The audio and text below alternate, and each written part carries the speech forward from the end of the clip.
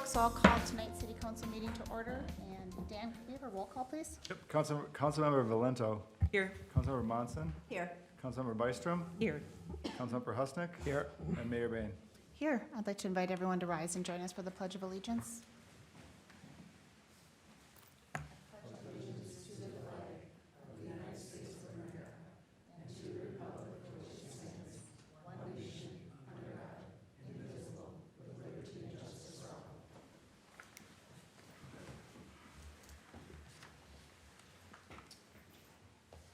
All right, council, we have an agenda before you this evening. I will entertain a motion to approve.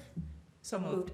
We'll take a motion from I'll second. Councilmember Munson and a second from Councilmember Byström. I think we've got that. We've got a motion and a second. All those in favor signal by saying aye. Aye.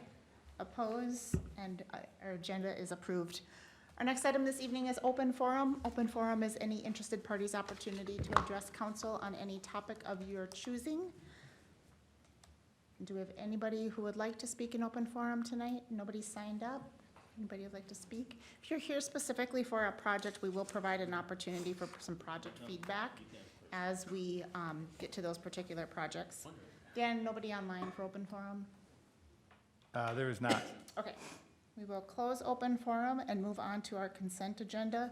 Council, for your consideration tonight, our consent agenda items 6A through 6H. I will entertain a motion to approve or any changes. I'll make a motion to approve consent agenda items 6A through H. I'll second. We have a motion from Councilmember Byström and a second from Councilmember Valento. All those in favor signal by saying aye. Aye. Oppose, and our consent agenda is approved. Our next item this evening, moving on to our regular agenda, is item 7A, and it is the Teets Farm preliminary plat and subdivision variance. Sequence tonight will be, we will hear from staff. We don't have a public hearing for this, but if there is anybody who would like to speak, I would invite opportunity for comment after we hear from staff and council has a first round for questions. With that, Nathan, I'm looking for you in a different seat tonight. I'm moving around, yes. Yeah, creatures of habit. Thank Glad you. you're here. Thank you, and good evening, Mayor Bain and members of the council. So this item is two requests in front of the city council this evening. First is a preliminary plat request for a 4-unit residential subdivision in the city. The second is for a subdivision, or a variance to the subdivision ordinance, and so I'll kind of walk through those here. This property is going to be purchased and developed by a family who will inhabit these proposed lots. The future land use is a mix of rural, residential, agricultural, and conservation, and the base zoning districts here are agricultural and conservation. All right, so this property is encompassed, Dan, can we share the screen? Should be coming up online here. This is a 140-acre group of 3 parcels that currently exist. This will be subdivided into 4 parcels, which you will see here on the screen in a moment. This development is located in an area of the city with a significant amount of wetlands, and so that did factor into the review, both in the configuration of the parcels as the city now sees them, and also with the requirement for a conservation easement in the middle of the 2 southern parcels. So here on the screen you can see the 4 different parcels. Each of these parcels is surrounded in this like pink outline. The parcels range in size from 10 acres to, with the smallest parcel, to over 50 acres on the larger southern 2 parcels.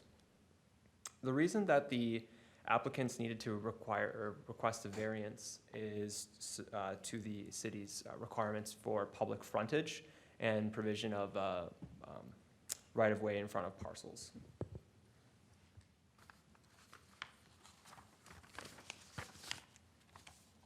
So in terms of land use, density, and units, these parcels do appear to be consistent with the planning requirements for these properties and the comprehensive plan requirements.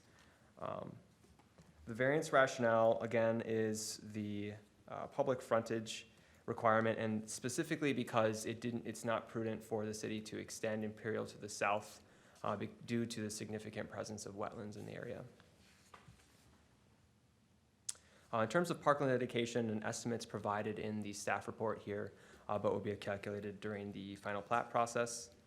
There are not any trees that will be removed with this development. We've kind of talked about the conservation easement. I'll circle it on the screens here so that you can kind of look at it. The conservation easement would include the areas occupied by wetlands, including the buffers surrounding those wetlands. So that would be the easement area that would be required through the development agreement. A neighborhood meeting was held with pretty good attendance from community members. They had an opportunity to ask questions of the developer and staff. It seemed like, for the most part, they were satisfied with the information that they received. And then a public hearing was held at the last meeting the Planning Commission held. Again, a number of questions and a few comments from residents in the area.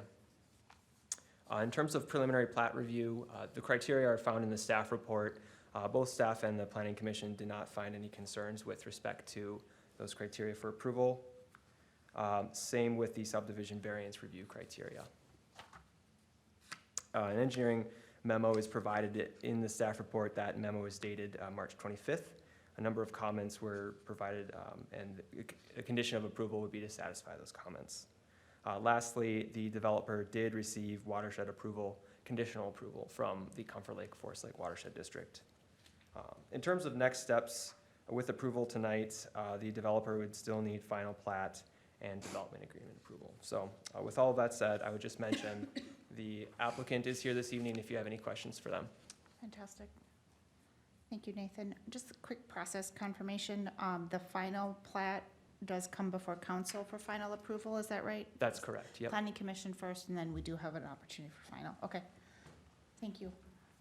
Council, any questions that you may have of Nathan or any member of staff on this item?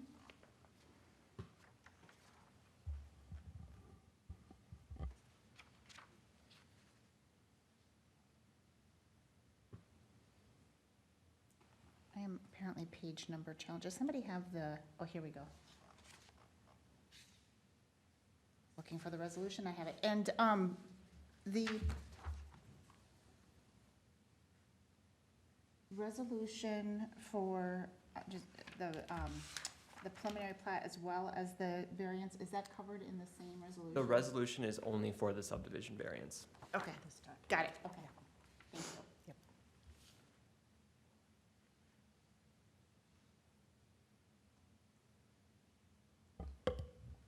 Mayor Bain, I move adoption of Resolution 0509-2201, approving a subdivision variance to public frontage requirements in Section 152.003 with conditions 1 through 6 as identified by staff. I'll second. Fabulous. We have a motion and a second. Before we move on to vote, I would provide opportunity if there's anybody from the project team that would like to provide comment to council. If there is anybody that would like to make comment. I don't think there was any council questions, but okay. Very good. Any other further discussion from a council level? Okay, with that, all those in favor signal by saying aye. Aye. Aye. Oppose? And motion carries. Excellent.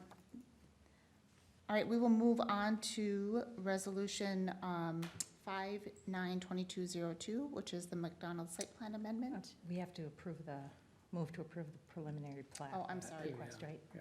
Okay. Mayor Bain, I move to approve the preliminary plat request for Teets Farm with conditions 1 through 6 as identified by staff. Second. We have a motion and a second. Any discussion? Hearing none. All those in favor signal by saying aye. Aye. Oppose? And motion carries. All right, now we will move on to the resolution with McDonald's site plan amendment. And Nathan, this is also yours. Thank you. So McDonald's, I think everyone's familiar with the location of this business in the city. They have requested to amend their site plan. The purpose of this site plan amendment is to, they're actually looking at a number of different improvements to the site, both in the building and outside of it. So they're looking to, for those exterior improvements, they do require site plan approval. They have requested an amendment to, for staff to review the facade. So they're making exterior improvements. They're looking at improvements to the parking area, specifically with respect to ADA. They're also proposing to install a grease interceptor outside the building. That's important to help remove grease from the city's wastewater system. And then they are proposing some sign changes as well.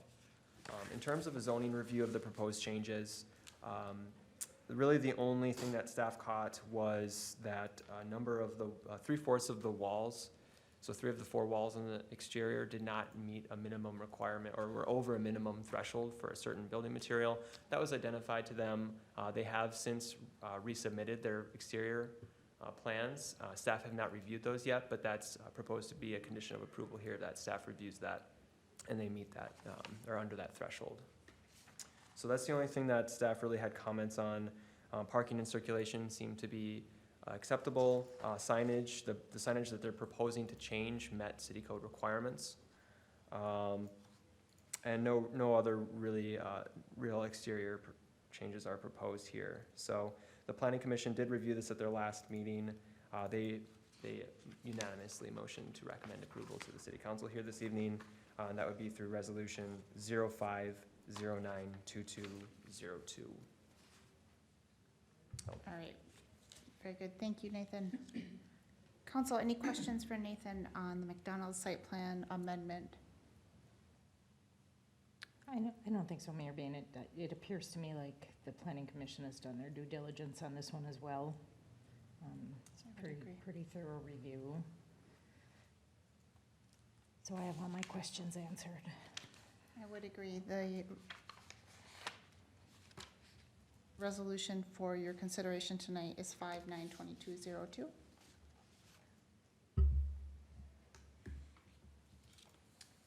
I have a clarifying question for Nathan.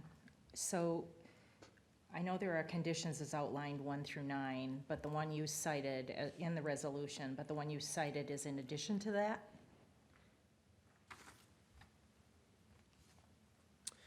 The condition number 8 should satisfy the issue that staff identified, which is the metal accent wall coverage. Okay. Has to be less than 25%. Then Mayor, Then it looks like there's 5 conditions from the Planning Commission on top of that. We have Very one, yeah, Straightforward. we have 9 total conditions Yeah. that I have here in my Okay. staff report.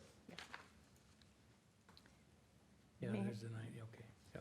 Mayor Bain, I move adoption of resolution number 05092202, a resolution approving the site plan amendment for McDonald's at 1244 Broadway Avenue West with the conditions as outlined. I'll second. I have a motion, I'll take a second from Councilmember Valento. Any discussion on this? Anyone from the project team like to address council? All right, we have a motion and a second. All those in favor signal by saying aye.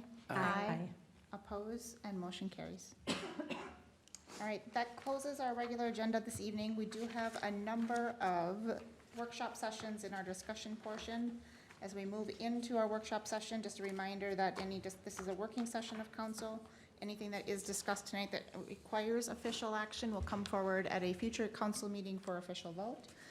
And with that, we will move into our first discussion item, which is 8A, the Parkland dedication repeal and replace and fee ordinance discussion. Nathan, big night for you. Also, Yes, this one's 3 yours. for 1, thank you very much. So staff are bringing this discussion item forward. This is a proposal to repeal and replace the Parkland dedication ordinance. This ordinance is found in the city's subdivision ordinance. Parkland dedication requirements are being reviewed now. This is in reaction to both current Minnesota state statutes, which really are specific about what cities are allowed to do in terms of Parkland dedication, in addition to considering some recent case law in the state. Notably, there's been one city that was the subject of litigation because that's I guess all I'll say really about that. But in any case, the changes proposed here will bring the city's Parkland dedication ordinance into pretty strict compliance with the state statutes for this. Really, the summarized changes here are that, number 1, the language is being streamlined, removing a fair amount of redundant language that's existing in the ordinance now. That's kind of the first benefit. The second one is a change to how how parkland dedication is reviewed. And specifically, there has to be a review on a case-by-case basis. So there has to be an individualized determination of the amount of land needed. And that goes back to the statutory nexus requirement of making sure there's a proportionate need for parkland. Lastly, just a note on the parkland dedication cash in lieu fee calculation. This is another change that has to be made in order to meet statutory requirements, which is that cash in lieu also has to be basically reviewed for an individualized basis. So those are, at a high level, the summary of the changes. What will not change is the city's requirement for parkland in both residential and commercial developments. The percentage is 10 and 5% respectively. Staff are actually proposing to increase that number in the fee schedule, which is the cash in lieu per unit. That serves as more of as kind of like a guideline in terms of what people should expect for their cash in lieu fee to be. So this is a discussion item, so if you have any questions for me, I'm happy to take those. The Planning Commission and Parks Commission have both reviewed and provided motions to recommend approval at their meetings. So the Planning Commission asked about specifically about improvements to existing parks, and there's some tricky pieces to that response that I'd defer to Amanda on for answering those as to how parks and when parks can be improved with that money. So that's really all I have prepared for you. I'm happy to take questions. Amanda, anything further you want to add on just the existing parks? I'm not sure I have a specific question. I'm just interested in hearing more of your perspective. Sure. Thank you, Your Honor and Council. So the limitation under the statute is that you cannot use your parkland dedication fee for maintenance. So anything that would be identified as maintenance of a park, and that can't come out of the fees that are collected as part of a cash in lieu.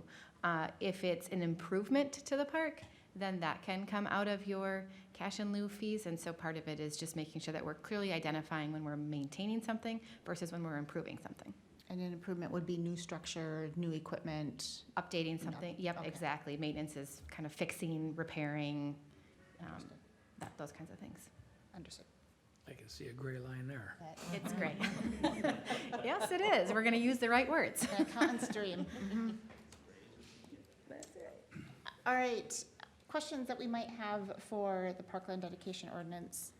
Just logistics right off the bat process. So we're in workshop session tonight reviewing. Is process and next steps just to bring it back?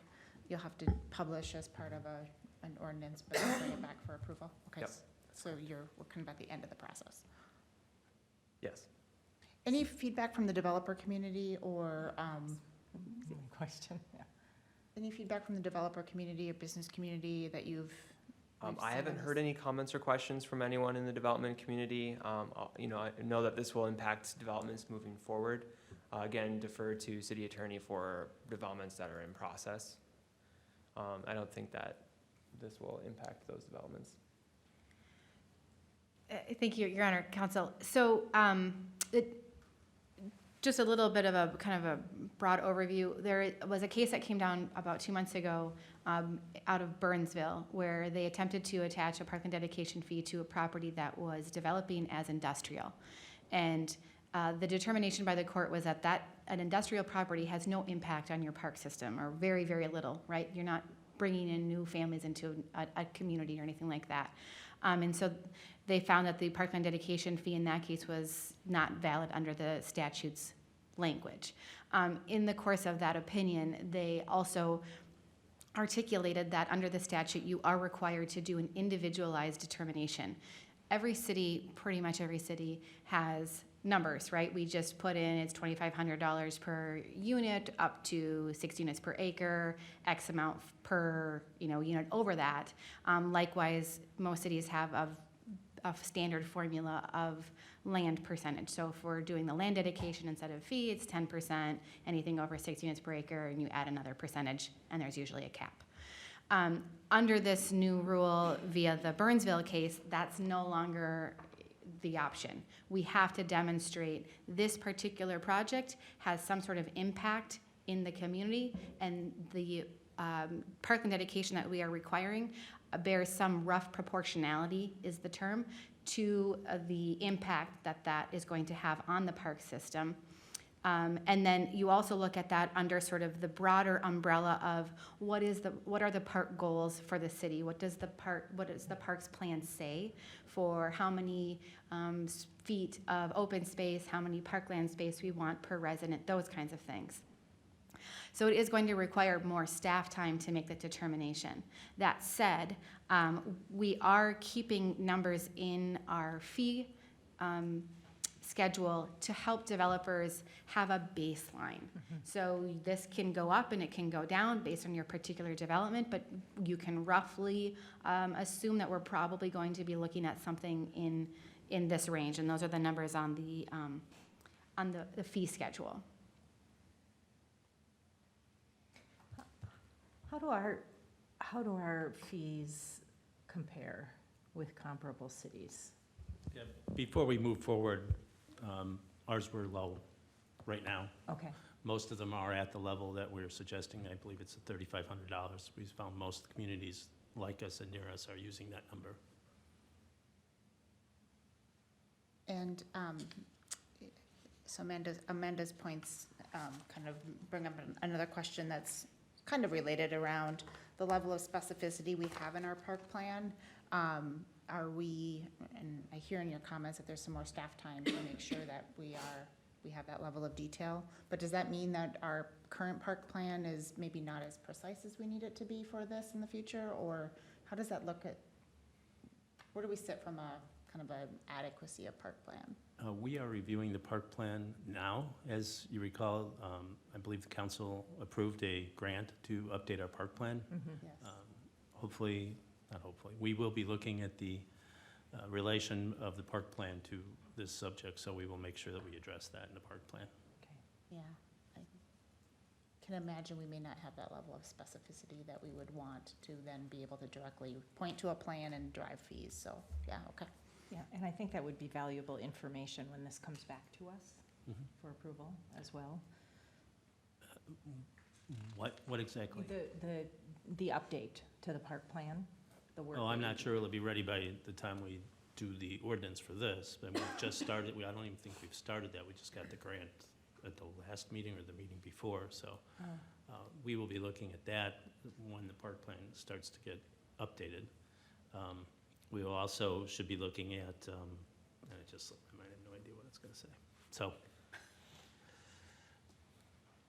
If I could just add one thing, the benefit of reviewing and approving the revised ordinance now is that with the increased fee, and also with the new way of handling parkland dedication, the city is able to do that when and if subdivisions come in for review.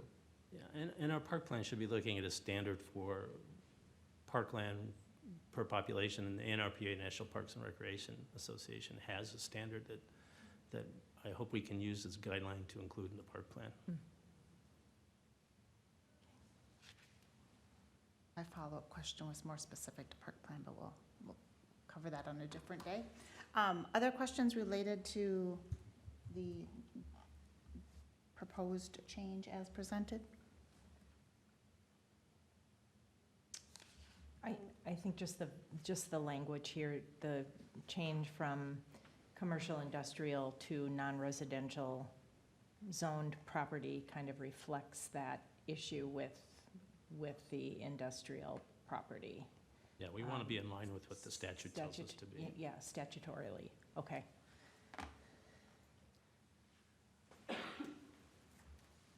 Any other questions, discussion points?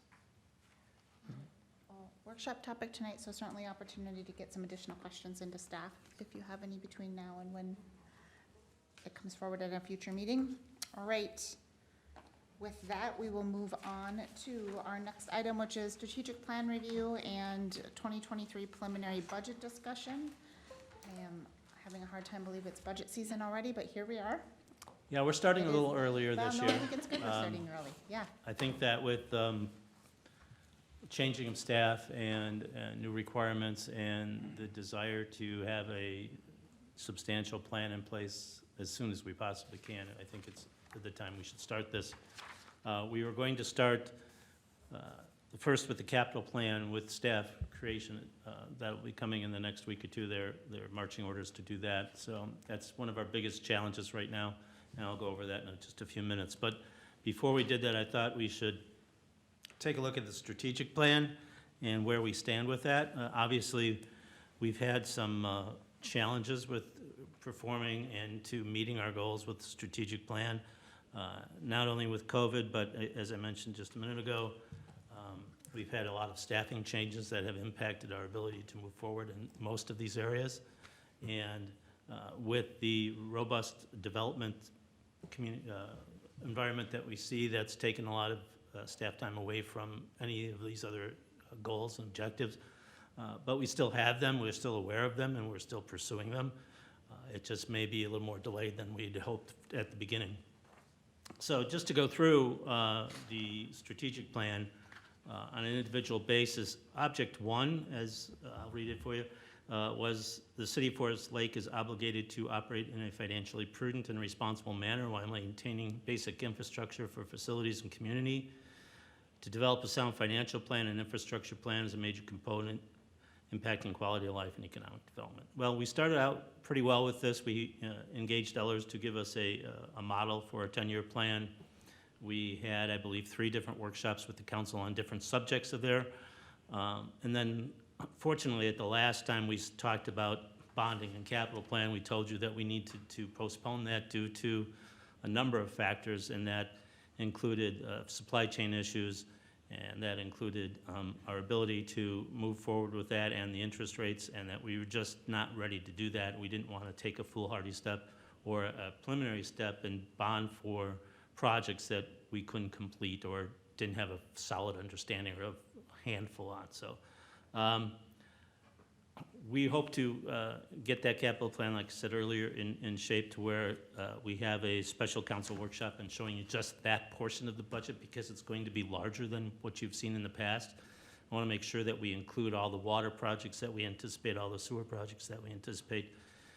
Obviously, capital equipment is always in there, but things like, planning ahead for a public works building and those kind of large projects that will take a lot of work and effort and funding, and how we're going to approach that. And then that really gets us back to the 10-year plan.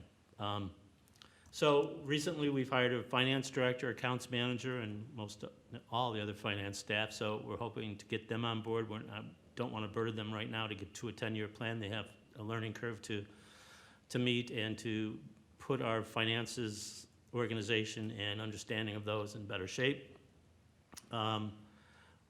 We mentioned just a few minutes ago that we have a grant to update the master plan, park plan. That is another key component. What we've failed to do or had never addressed before was we need to have all the park projects that we're going to do in the next 10 years. Where are they going to be at? Not only Belts Park, but what are the other ones? I also attended the FLA breakfast on Thursday and asked them, hope by the end of the month, if they can give me what they believe is a capital improvement for the fields and things that they see, so we can try to incorporate those into whatever we're doing in the future. So we're trying to really get a more comprehensive look at all this stuff. It may surprise you when it comes back with the dollar amounts in the package, but it's just what we should be looking at. It's important. So again, we talked about presenting supply chain issues and inflationary and goods and materials.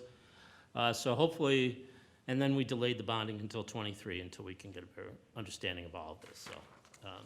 So we were hoped to be further on the 10-year plan, but things have gotten in the way, unfortunately. Questions on number 1 or any issues with that? Object number 2 was to provide a clear vision for the City of Forest Lakes, parks, trails, and recreation systems and facilities. Some of the actions we have taken is changing the Fenway Advisory to a full facility advisory committee. Instead of looking at just one park, we're looking at all where the athletic facilities are. Again, the grant for the master plan. We've been successful with the golf course management, entering into a 5-year agreement, which gives us a lot of satisfaction and consistency on that. We've agreed to FLA with a new agreement in last year, and we will in this year. You just heard a little bit about the approach to development and Parkland. That's what we've done with the changing of the parkland dedication fees and how we're going to look at that. In the past, the city mostly looked at just a fee in lieu of parks. We're looking at what's the best answer for the area. Is it land or is it parks, or is it land or is it dollars, or is it a combination of both? And that also feeds off from the park master plan and from this, the comprehensive plan where the park should be and what the impact is. We've assigned the responsibility of the park programming, park CIP, to be under the Community Development Department. We're hoping to give that more attention that it hasn't really gotten. Not that it's not been looked at, but it needs closer attention. And then we are still engaged with the lake associations regarding funding of the lakes and weed control and harvesting and things like that, and hope to come back to the council sometime this year with a written agreement so everybody knows what we do, why we do it, and have the clarity and transparency that that needs. I mean, it's been kind of cloudy, like the lake water. Now the lake water is clearing up, and so should our agreement with the lakes. So again, just some successes there. The Castlewood Golf Course has been wonderful. I give credit to Jamie for seeing that through. Our senior center went from a kind of an independent organization to flopping around because they couldn't find somebody to replace Sharon. So now we've taken that over, hired a senior center manager, and that actually is doing very well. I think we really found the right person for that. And I mentioned the FLAW agreement. So questions on that? Number 2, any questions on that one? Object 3 is to proactively engage in the diversified community outreach, social media, and communications.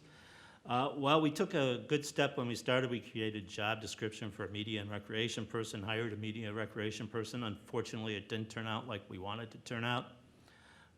With the community development director coming in, we've looked in returning that to the assistant administrator for its operation and content.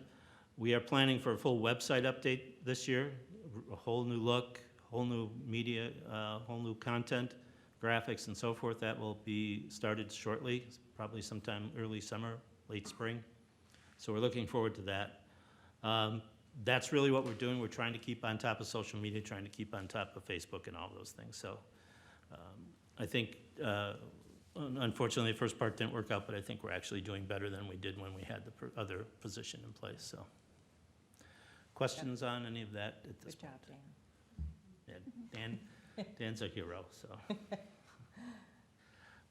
Object 4 is probably our most active of the objects whatsoever. I mean, it just really, that's what a lot of staff effort and council effort and ED effort have gone into this, to improve the environment for new and existing businesses and development by leveraging the City of Forest Lakes' high quality of life, advantages, natural resources, and strong schools.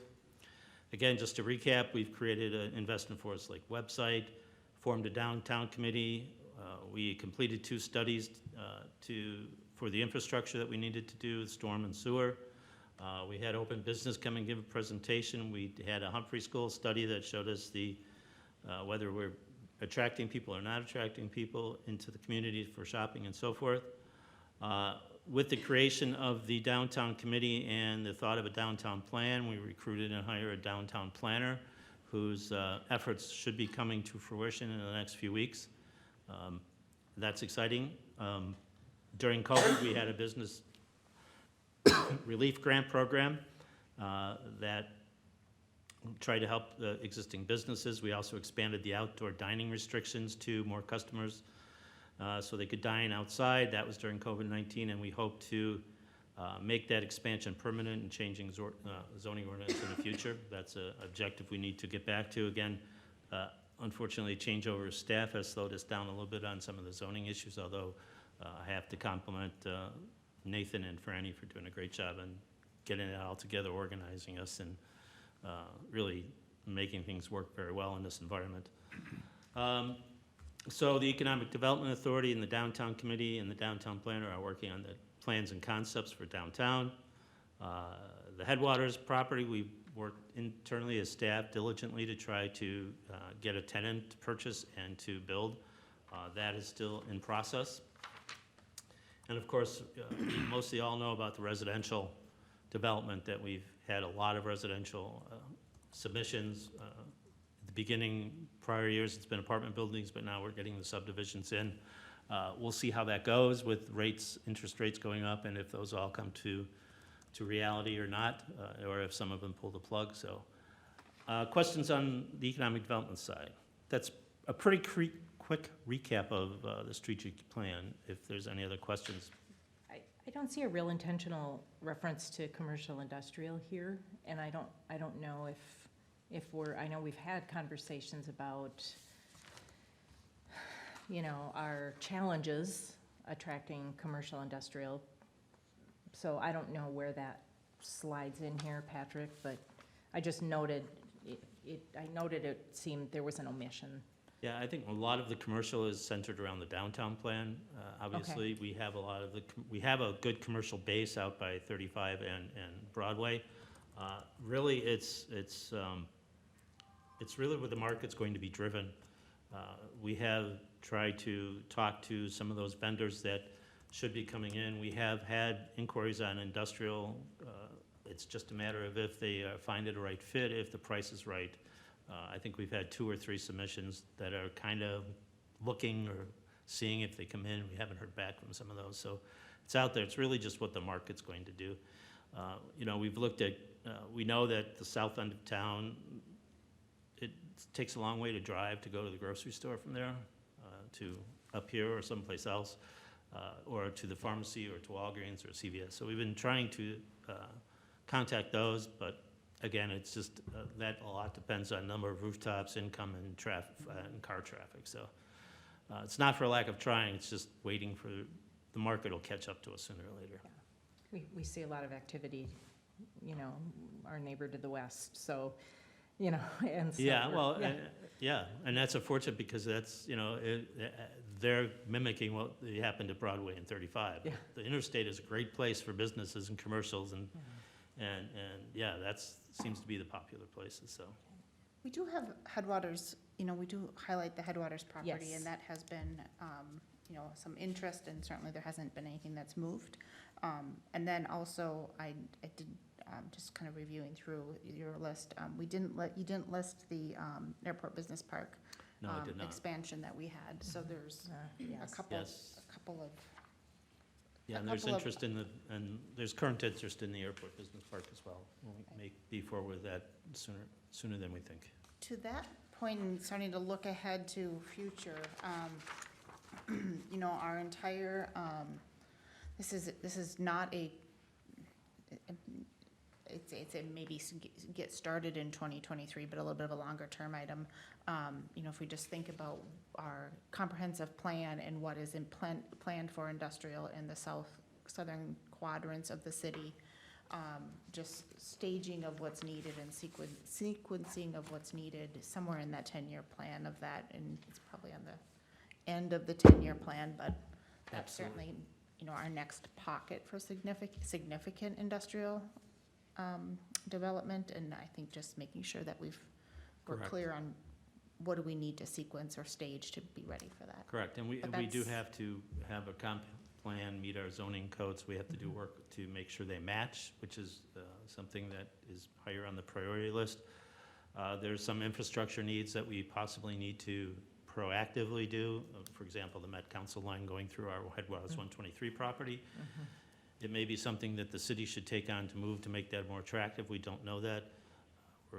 We'll look at different scenarios for 123 and try to figure out if we still are interested in having one large development versus a number of smaller developments or 2 smaller developments or whatever. So there's a little more planning that we want to go forward with in the next month or 2 to address those needs as well.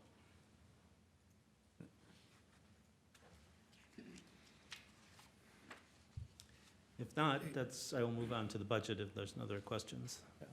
No, it's just that the budget discussions are gonna be painful this year, no question about it.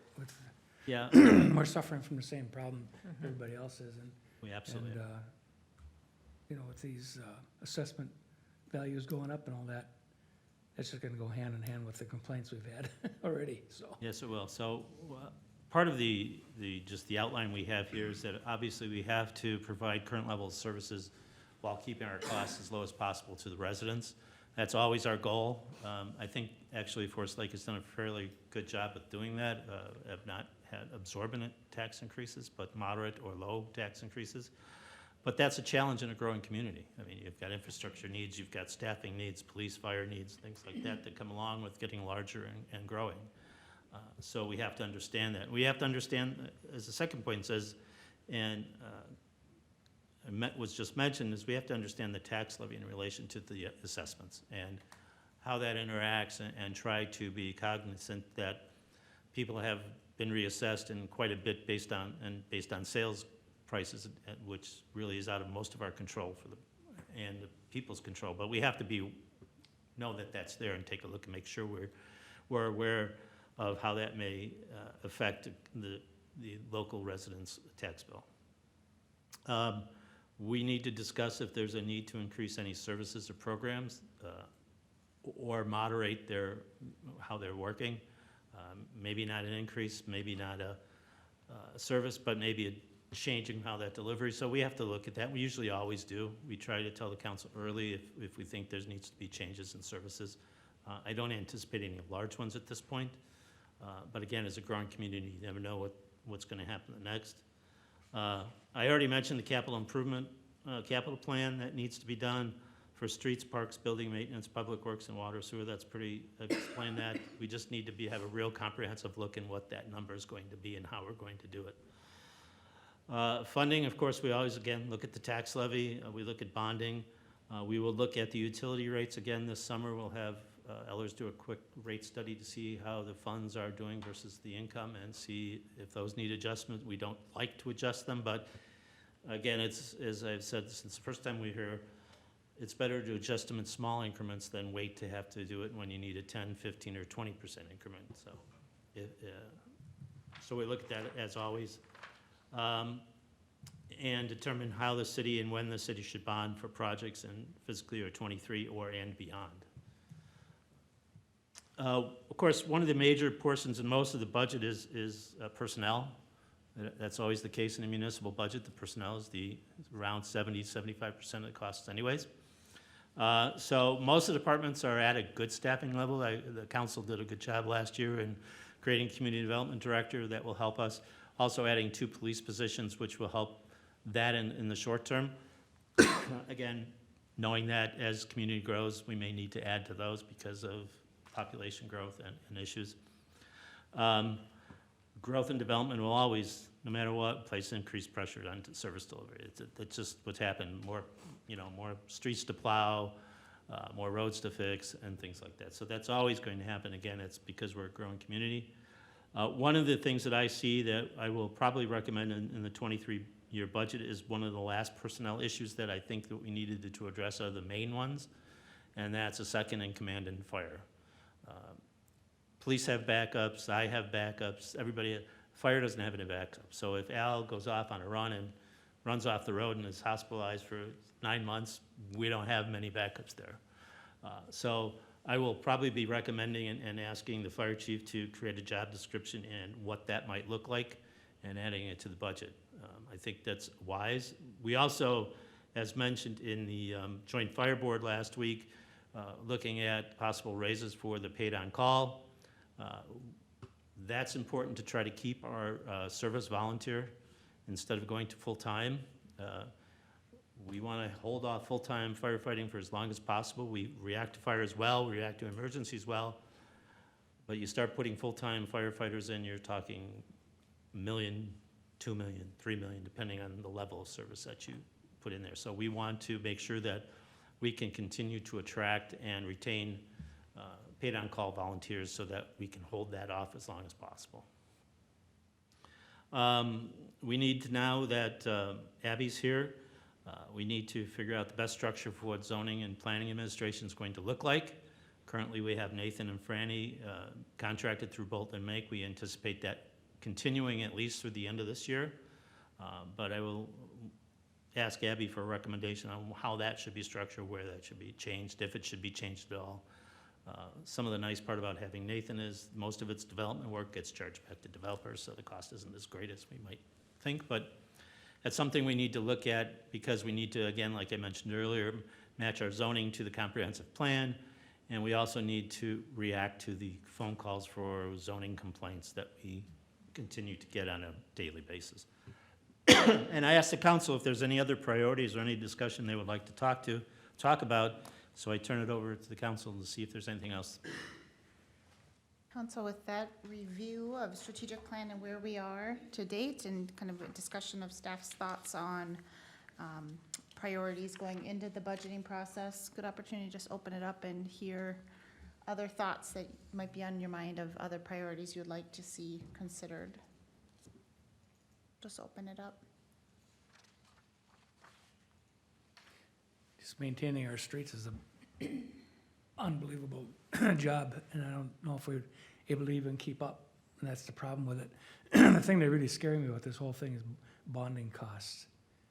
And we won't know that until '23, really, because I don't know what's happened to it just recently, but I imagine it's been going up. It's gone up a bit. It's prime. still affordable. It's not 7, 8, 9% or anything like that. But again, when you're long-term bonding, the rates between what it was last year and what might be in '23 probably aren't that going to be significantly impacting our ability or our desire to do bonding if we need to. It's gonna be an interesting year, for sure. They get more interesting by the day. Mhm. Yeah, the bonding, or the bonding cost is one part of that. I'm also concerned about the cost of just project costs of what that is Right. looking like. And, And- you know, seeing that number flush through, just kind of what our existing costs are, might be a nice preliminary kind of reality check for us to do a, what is that going to cost, and what does that fluctuation look like? And then Yep.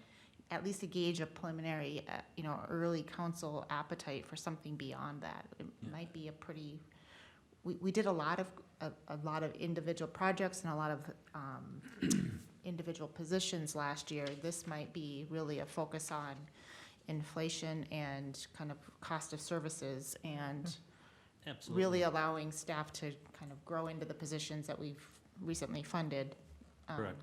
Yeah, we've got challenges with, like you said, costs increase on major projects. We need to have a better estimate on what those projects now are going to cost versus what we thought. So, major sewer or water projects and major street projects with the price of gasoline and what that's going to do to the asphalt prices, with the prices of piping and all of that. And hopefully, we'll be able to get a handle on it in the next couple of months and have a real good estimate of what those are, but we also then have 2 union contracts to negotiate. Well, last year, interest rates were down to, 1%, 1.5%. They're now at 8%. Yeah, that And COLA number obviously, looks that's going might Yeah. change that type of issue, so. Refresh my memory, 2023, which union contracts come up? This is the last year for both police unions. All the Okay. other ones are settled for 2 more years after. Yep, okay, thank you. Other thoughts of priorities? No, I don't know that I have a whole lot to add. I agree with Councilmember Husnick, and I think you too, Mayor Bain, mentioned it, the need to better understand the levy in relation to the reassessment, the valuations. It's just unclear to me, and how our action will impact that. So that clarification or information, whatever you can give us to help us with that, I think would be very helpful. And then I say it every year, just to really take a look at our strategic plan and our core functions and continue to focus aligning resources there, public safety, infrastructure, the public works, the work they do, and our quality of life, in the community here, to make this a good place for people to do business and live and work and play. So, and I think that's all I would add to the discussion that we've had so far. Councilmember Byström, if you don't mind, just the only thing I wanted to add to what you just said, I completely agree with all of that, is exactly how the county's gonna react with the Right. new assessments too. So no matter what, we take the brunt of the Right. comments Yes, either way, Right. you know, so, it's gonna be yeah. interesting. I keep And- saying that word, but I don't know what else to say. I know, Patrick, you've done a great job leading the charge in looking for opportunities to increase efficiencies too. I guess that would be the other thing that I would add. Is there anything else that we can unearth? Yeah, You and I know. think that has been the directive to the finance department, the new finance department, new director, and community development, and the department heads. We need to do things better, smarter. Mhm. Some of the past implementations of software and utility billing changes and things are all to try to efficiently do things and not have to add staff or not have to add burdens or time. And that's really the goal. We still have some may disagree with me, we have a fairly small staff for a city our size. And we, unless we want to add 10 more people in administrative, which we don't, we need to find ways to do things better. And then when we ask for a position, we need to be able to justify that and tell you why we need it. And, we're just not hodgepodge throwing people on and trying to get more people. So you've seen that in hiring a part-time senior center, seen this part-time senior coordinator instead of full-time one. You've seen it, the social media person didn't work out, so we retooled that so we could do that, keep that inside, and then reuse those funds to do something else. And it's always at the top of my mind, and most of the departments, how we do things better and make things do the best we can, so. And I think balancing, kind of balancing that growth and spending. I mean, and I think along with that, the importance of kind of educating our community, bringing our community along with us. Mhm. They've got to understand that along with growth in the community, increasing the tax base, comes the need for greater service delivery, right? Absolutely. And so they don't always get that. So, I say communication all the time. I feel like a broken record, but I think it's important. And I think when we do it and we do it well, it helps. It does. Yes. We get ahead of, issues. And I think that's part of why the downtown plan, the downtown EDA, I should say, that's been out in front in the public. When that report comes back and that estimation of what it might take to actually implement a downtown plan, it'll probably be quite a bit, and that's going to be a long discussion on how to fund downtown redevelopment. It's a big project. It'll be Mhm. probably the biggest project we have on task to figure out how and when and what goes first, second, third, and so forth.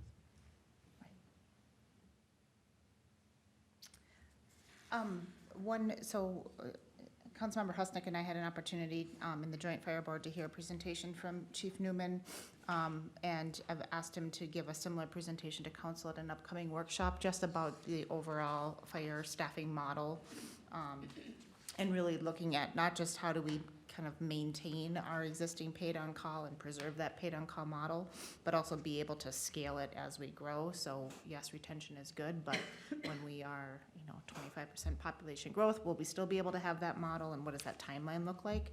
And so we'll get a workshop in front of council to kind of just talk through both succession plan or a number 2 position that Patrick mentioned, as well as just making sure that we are doing all that we can to retain and attract those paid-on-call firefighters, because it is, to not have that model is incredibly expensive. So Chief has some good information to share, and we can kind of talk about that in future workshop. So, any other kind of budget items as we're kind of rolling into budget season that are top of mind? I don't have any specific ones or priorities. I just think, and you've done a good job with this, Patrick, just giving us the information so we can make some wise and smart decisions moving forward, because I would agree we've got a tough, more maintained year coming. It's a challenge. Yeah.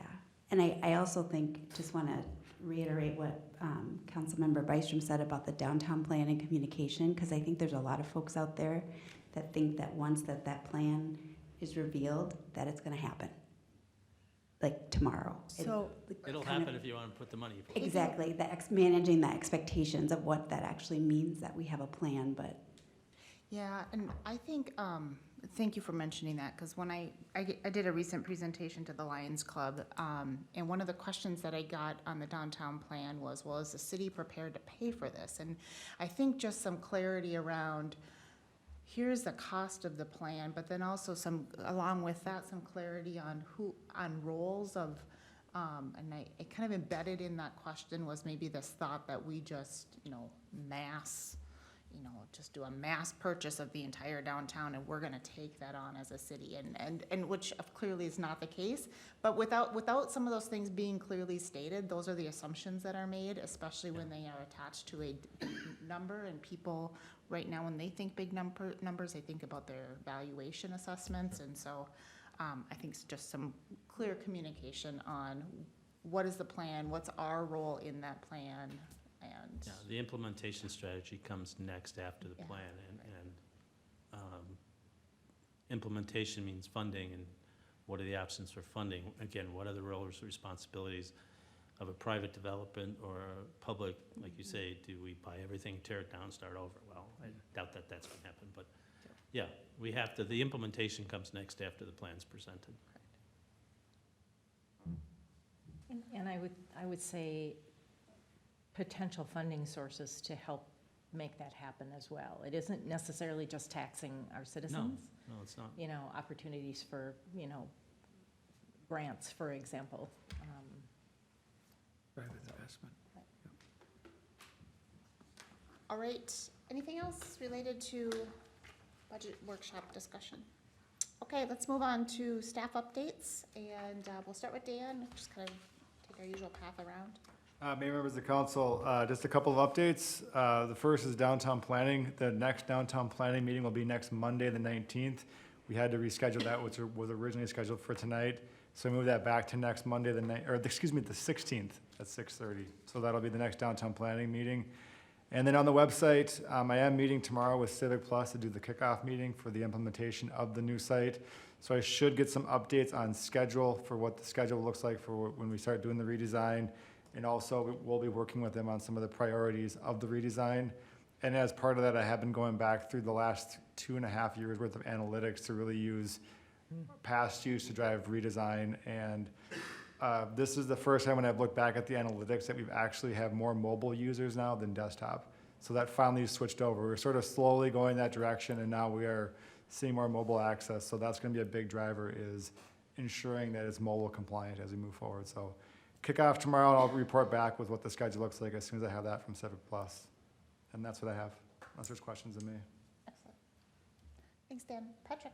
No, the only thing I have is to welcome Abby to the Community Development Director position. She's been here 1 week, and I'm thoroughly impressed with her knowledge and skill set, and I look forward to great things from her. Excellent. Welcome again. And Amanda? Nothing other than that I've had the privilege of working with Abby over in Stillwater, and I echo everything that Patrick just said. You got a great find, so Hey. be excited for her, or you, I guess. Nathan? Nothing from me, but I would echo everything everyone else has said, so. Very good. Abby?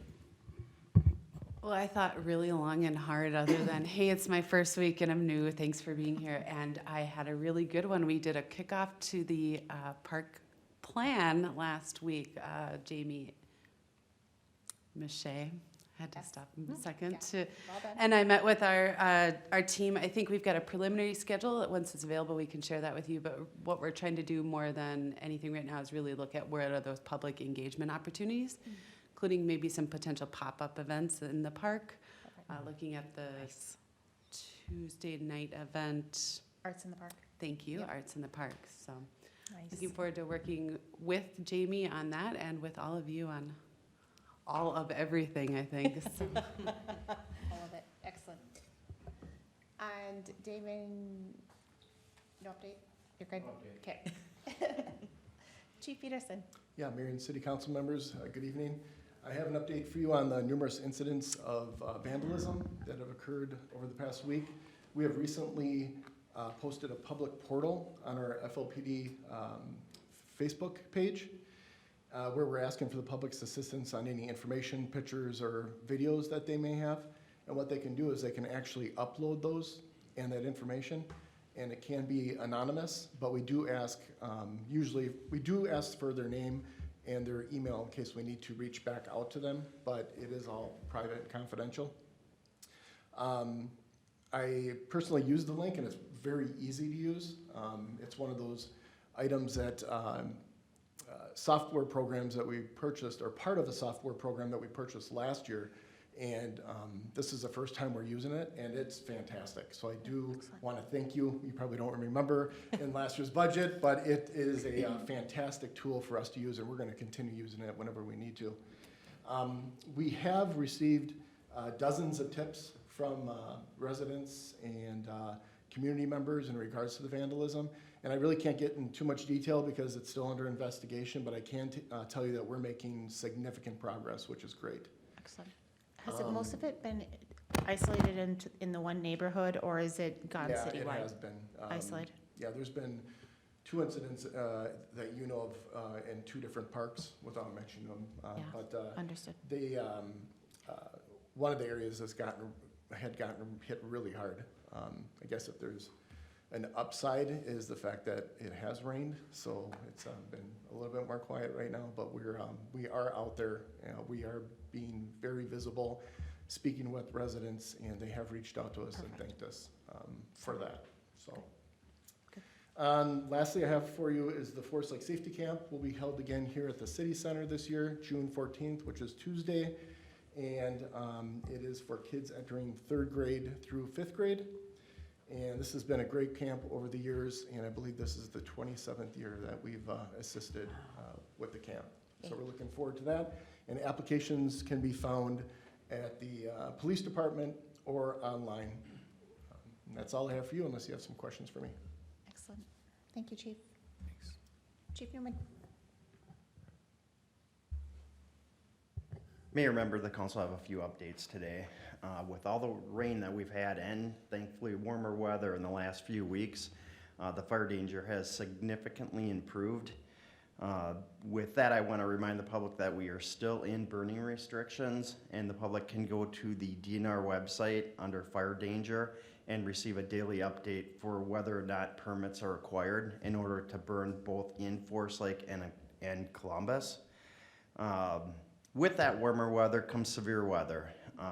Earlier today at around 5:15, Minnesota State Patrol reported a funnel cloud just west of Highway 8, or west of 35, just north of Highway 8. Thankfully, that funnel cloud did not extend to the ground, but it is a warning that severe weather is around in these warmer summer months. So some of the things that the residents can do to protect themselves and be better informed is purchasing a weather radio, turning into radio or TV for weather updates, moving indoors and taking shelter when they hear a severe weather warning siren activation, making sure that flashlights, portable radios, and cell phones are charged and ready to work when there is a possibility of severe weather in the area. Those few things can make a big difference in the impact of severe weather in the area. Last Thursday, we had our joint fire board meeting. At the joint fire board meeting, the main 2 topics were wages and replacement of Engine 2. At the next council meeting, we will bring a proposal for that replacement, and currently it is, or this week it will be discussed at the Columbus City Council. So at the end of the month, or next council meeting, we will be looking for approval for that. Last Tuesday, May 3rd, we had a structure fire located on 217th Street North in Forest Lake. During firefighting operations, we did have 4 firefighters that were injured. Thankfully, they were minor injuries, and all firefighters are doing great. Good news is no lost time, and all firefighters are now back to work. Excellent. That's all I have for updates. Any questions for Chief? All right. Nice service on that structure fire. It was a big event, so. Kim? No updates, thank you. All right, and Kevin? Mayor and council, just a couple updates from finance. Just echo what Patrick said. Now that the audit starting to wrap up a little bit and the auditors are done with what they call their field work and they're now looking at the report, we're shifting our minds to looking forward to the budget and also looking at, as Patrick mentioned, our software and finding how our different modules are set up and making sure those are set up correctly and most effectively and efficient as possible, as we are finding some things that we can do differently there to improve our processes. Great. Fabulous. When is our audit done? Is it done now for the year? Our audit, like I said, the field work is done. What that means is they come in and look at all of our balance sheet items, assets, Misunderstood, yes. liabilities, revenue and expenses, and make sure that's right. As you know, the audit report is quite extensive where there's a lot of different statements and notes in there. So they're going to be currently starting to work on that portion of it. Just with the timing of it and being new to the city, we're planning on presenting at either the first or second meeting in June, just depending on timing of when that can get turned around on their end. So I should have an update for you at the next meeting for when that will be completed. Thanks. Very good. All right, we'll move on to council updates, and we'll start with Councilmember Munson. No update tonight. All right, Councilmember Byström. No update from me. All right, Councilmember Husnick. I attended the airport commission meeting, which took place last Wednesday, and again, it was pretty much going for a CIP, and we are going to be doing a small project out there, and so that's been approved, and we went through our finances to make sure that we were covered on that. It's a 95.5, I believe, right, Dan? Project, so, which is a very good number, 95% paid by MnDOT. And again, one of the things that came up at the meeting is, exactly how do we stand with our budget? And that's why I asked about the audit, because we really are waiting for that final number. So then we're gonna know where we're at. Also, I attended the Joint Powers meeting along with Mayor Ban and several others, and it's pretty well been covered tonight and what was discussed between Patrick and Alan also. That's all I have for tonight. Thank you. All right, Councilmember Valente. I attended the spring fling and it was very successful. So thanks to everyone who volunteered at that and attended, and it was a really great event. Good, I heard great things. Fabulous. I don't have an update beyond, I mentioned the attendance of the Joint Fire Board, and again, the council will see the fire truck purchase on an upcoming agenda, and we'll do a workshop session as well on staffing and just overall engagement at the fire department. With that, that is the end of our planned agenda this evening. Again, just a reminder, we are in joint workshop with the Downtown Plan Group next Monday at our regular 6:30 workshop time. And with that, I will entertain a motion to adjourn. So moved. I'll I second. have a motion and a second. All those in favor signal by saying aye. Aye. Oppose? And we're adjourned. Thank you, everybody. Have a good evening.